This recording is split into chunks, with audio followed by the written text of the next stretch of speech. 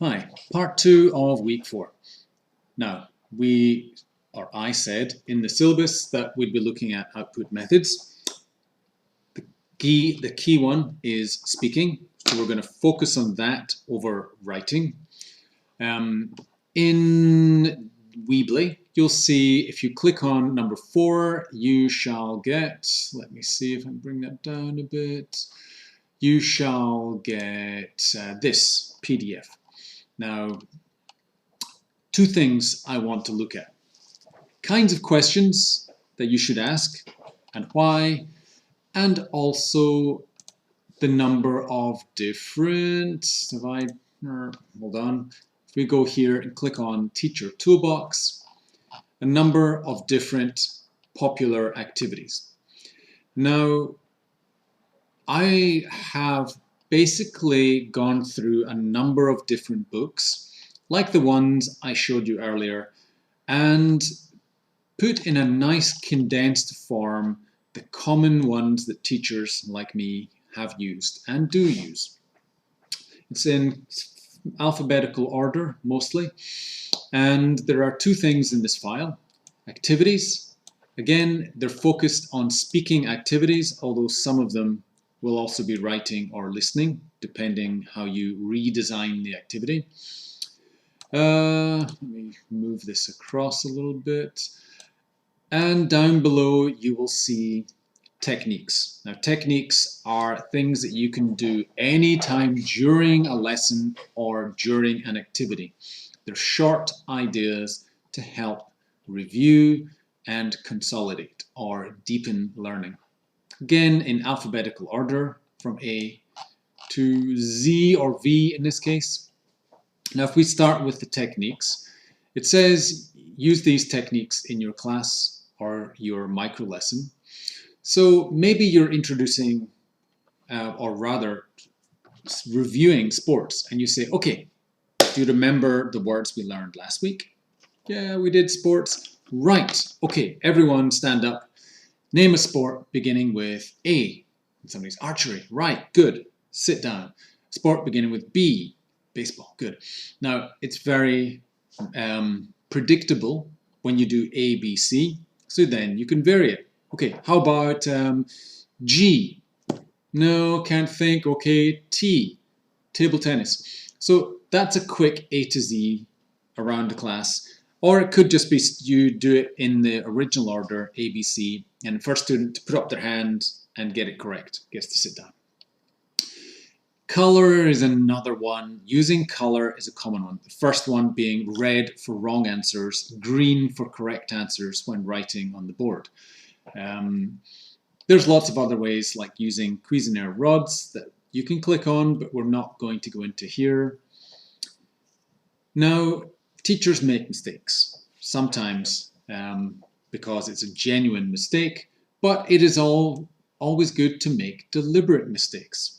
So when you're doing spelling, for example, okay, who can spell color, C-O-L-E-R, and you write it on the board, you're checking to see who's listening, who's watching, and who's paying attention. Students love to correct the teacher as well. And you can do that, same as upside down, holding your flashcard upside down or pointing to the wrong word. Anything that keeps students on their toes and keeps them motivated and interested. Another good one is mini boards, small laminated or plastic covered paper. So if you're doing writing, instead of students clambering or trying to get space at the board, they're writing in pairs on a small piece of paper themselves. Don't have one to hand, but anyway, plastic paper. There's lots of things like this, even Q to the A. So instead of just asking questions as the teacher, reverse it. Give the answer. Wait for the student to tell you the question. So you might say, blue. And students say, what color is your shirt? It's blue, right. Slow is another typical technique where you write very slowly on the board and students have to guess what the color is. So you write W, H, White, good. So these are all techniques that you can use during your lesson or activity. Now, if we go back to activities, your micro lessons usually have 3 parts. Preparation, P, core, C, or main activity, and F, or follow-up, which is a quick assessment.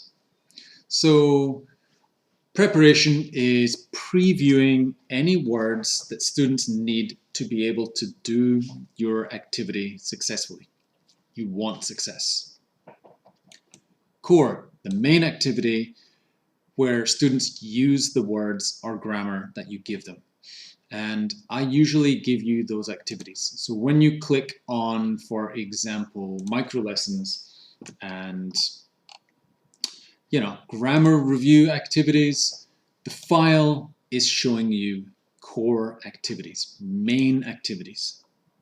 What you need to do is choose one and then prepare a P activity and an F activity to go before and after that. Yeah. So you'll see here I've checked some columns. So a core activity is using the language. A crossword is not good as a preparation activity because it's writing. Writing is more difficult, so it usually comes in the middle or at the end of your lesson. You do not start with writing, typically. Reading or seeing or copying from words you show them, that's okay. But writing from your head, like, how do I spell white, is more difficult. And you'll see things like this. Pelmanism, concentration, I've said can be preparation or follow-up. The reason it's not great as core is there's not so much speaking going on. So core activities are mostly speaking activities, unless it's a writing class. So most of you are doing speaking activities there. And there's lots of different types of activity that I have got there. Kim's game is a common one where you show students a picture and they have to try and remember all the things in the picture. So for example, if I was doing animals and I showed them a picture like this briefly on the screen, and you give them whatever amount of time. Well, that's too much, but let's say I wanted this one. And then students, you give them, I don't know, in this case, probably just 5 seconds. 5, 4, 3, 2, 1, you take it down, and maybe working in pairs or a team, you say, okay, team A, name one animal you saw. And they can't see the screen, and the gorilla, next team's lion, like this, until they can't remember anymore. So that's Kim's game, common type of activity. We talked about syllables, part 1 and last week. Many words have the same syllable, so if you choose 2-syllable words or words with repeated syllable, like day, we've got this example, they have to think of as many words with day in it as possible.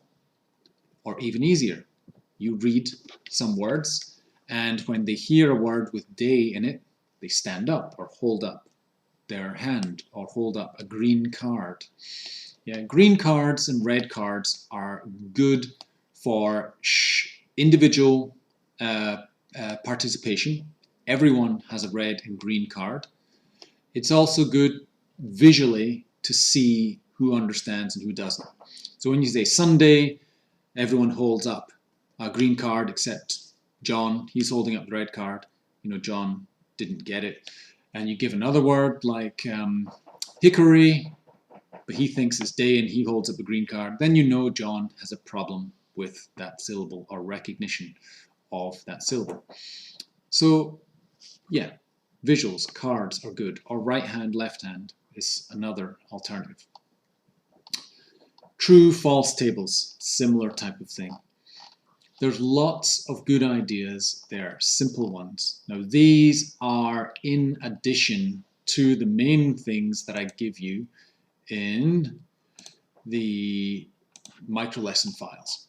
So of course, when you go back to micro lesson, once again, we clicked on grammar that last time. If I look at storybook this time, I show you mostly core activities. So this one has preparation while reading, which is a little different. Core activity in this case is called an after reading activity. We'll talk about that a little later. But these are all activities that you could also use in your lessons. Okay, now the other thing I wanted to cover was about questions. Now that teacher toolbox is here under micro lessons. I've also linked it here next to week 4. But if you click on number 4, you will also get this. Now again, ignore this. Well, you can scan it if you want. If I reduce my head, you could scan that, pull it up on your phone, or go there. If the link still works. Let's just quickly see. I think the links are still active. So you can also Control-C, Control-V, and that should take you to my Google Drive file. Once again, please log in with your Google Classroom email. It's confusing for me, and often you won't get your score if I don't recognize your email. Right, so that link does work. So on that, it talks about question types. Now, we've talked about giving simple directions. My head's too big. Giving simple directions. Helping students understand easy directions. And the next thing to do is making it interactive, because if you just talk for 5 minutes and expect students to play the game, you will be shocked to find out that they play it wrong or can't. So it is better to ask questions throughout. Now first, good questions do not include, do you understand or got it? Because the students usually just go, and you know, like sheep, they're afraid to say no, or they might feel silly for asking a question. So ask specific questions. Now I've got here question types. You want to check that they're listening. And again, are you listening is not good, because if I'm over here and you're like, are you listening, Andrew? Of course I wasn't. But if you ask them a specific question, okay, what kind of question did I just say? Listening check. Ah, good, you were listening. Understanding. And again, you could check that they know. So if you're doing syllables, you say, instead of, do you understand syllables? Bad question. You say, how many syllables in the word white? 1. Ah, you understand and you were listening. So an understanding question will probably check that they're listening as well. Personal interest is important to keep them involved. So if you're doing colors, oh, what's your favorite color, Andrew? Is it blue? Not really, but I like blue. So you could ask questions about colors if you're reviewing colors. If you're doing about sport, what sport do you play? Does anyone play this sport? Basketball? Anyone play, ball sports? Also turn statements into questions. So instead of telling, ask. Even simple things. So when I'm showing something and I'm like this, okay, in week 4, what are we doing? Questions, right. What else? Teacher toolbox, right. So I've asked and students are responding. The statement would just be, okay, we are doing questions and teacher toolbox. Questions are better because students are speaking, shows they're listening, and shows they understand. They also get time to practice their pronunciation. Right. Now, Here's an example. Now this one was backwriting, another example game. I think this was in the top one as well? Yes, backwriting. So the instructions were there in English and in Korean. Any games I give you, feel free to adapt, change, improve the instructions if you want.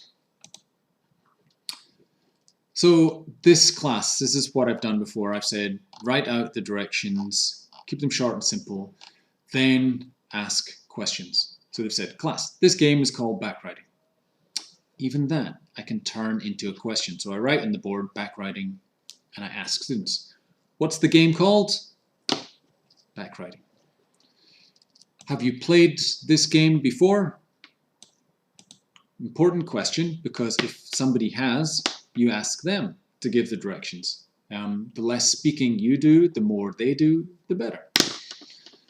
Right, and usually you give them a topic. Okay, we're reviewing, in this case, sports and animals.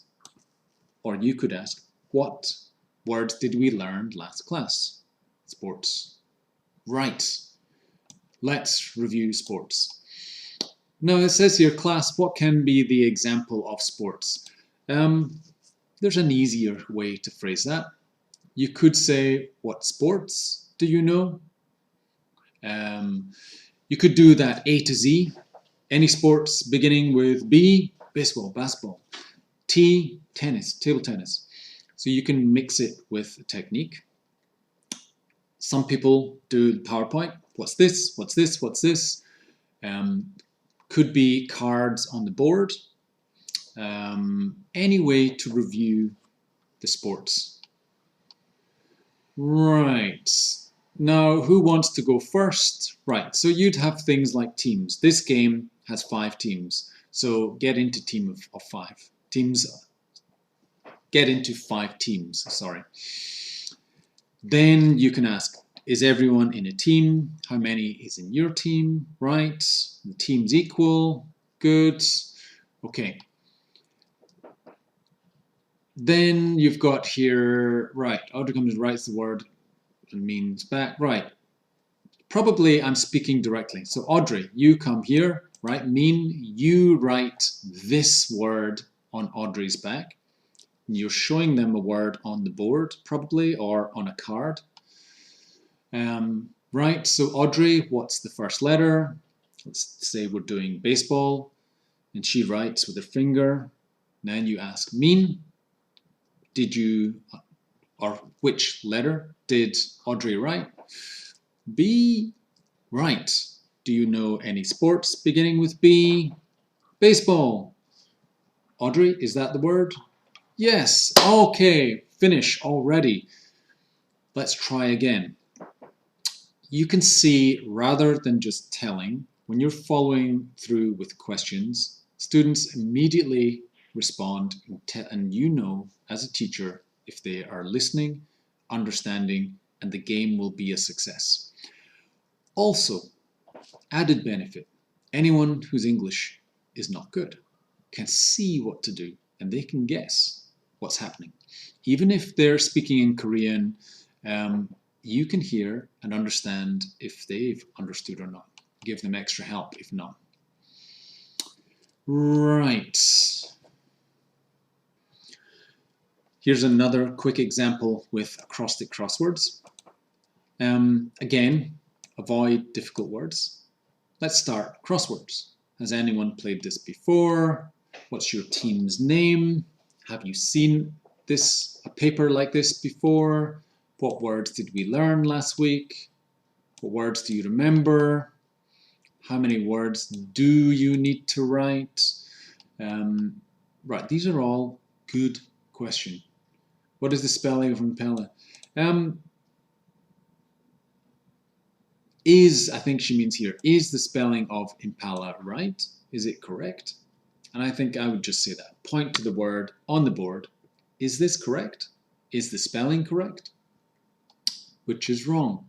And here, did you have fun? Okay, you'll see there's more than 50% of your script can be questions. That's ideal. The more questions you have, the more they interact with you, the more you know they've understood or not. I've also added this FYI for your information. Keep questions easy, which are typically yes, no, red, green. Convergent questions are ones which converge on one answer. So if I say, what color is this? I expect the answer green. Yes, you could say lime green, etc., but the answer converges on one. Divergent, many possible answers. What colors do you know? How many sports begin with B? And everyone will have a different answer depending how many sports they know beginning with B. Display questions are questions where you, the teacher, know the answer. We ask mostly these questions. You are doing that to build students' confidence by asking easy questions, getting their responses. We can also ask some real questions, questions that we don't know the answer to, like what's your favorite? And what color of car does your dad drive? Or why were you late? These are all real questions. We also ask some questions to the whole class. Do you remember the words we learned last week? And we also ask the same question to an individual. What words do you remember from last week, Audrey? And you name a student. So your script should have all of these question types and examples of all of these types here too. Now again, these are not all different. So for example, what's your favorite color is an example of both a real question and, if you're asking Audrey, an individual question. If you say, is this green? It's convergent and easy and display. So one question can be several types together. Right, now in our assessment, I'll rather than have you write scripts, because it's difficult for you to work together with others, I'll put up some examples and ask you about what would be the best question to ask, which are not good questions. I'll also be reviewing things from the teacher toolbox, so please have this handy for your assessment.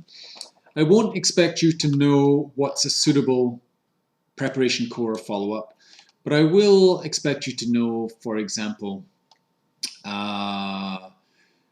with backwriting, one or two directions or questions you could ask in backwriting. So have this to hand, and this will all make more sense when we're doing our micro lessons. Okay. And last but not least, just a quick reminder of what you need to do on Google Classroom. Before this digital era, I did not do anything about, there I am. I did not give you all your grades in advance, but Google Classroom, it's all done for you. So you can see overtly what work you've done, what your grades are. So in this case, if I look at this first column, this student has got perfect score for the self-intro video, great, but this one's missing. So that means I did not receive, or you maybe were logged into a different email when you took that quiz, or rather when you did that assessment. So now I decided, as I said, on the stream not to grade this, because I think a lot of you did not recognize that you were logged into a different email. But it is important that you do. In fact, in this assessment, I'll probably ask you for backup emails, because you can only take the assessment once. Now, this one, it says not turned in. Now, if you got a score, it's not a problem. You can ignore that. But when you go to your assessments, even though you're taking this through my Google Drive file, You can also click I've done this in Google Classroom, but that's not important. Done late, well, at the moment I have not penalized. There is no penalty for doing work late, but I will start to keep an eye on that to reward my keen students. Okay, so please watch your scores. It's up to you if there's any blanks or mistakes to contact me. Okay, right. Hopefully you haven't read everyone's name there. I don't want to be too public with it, but that's us for week 4.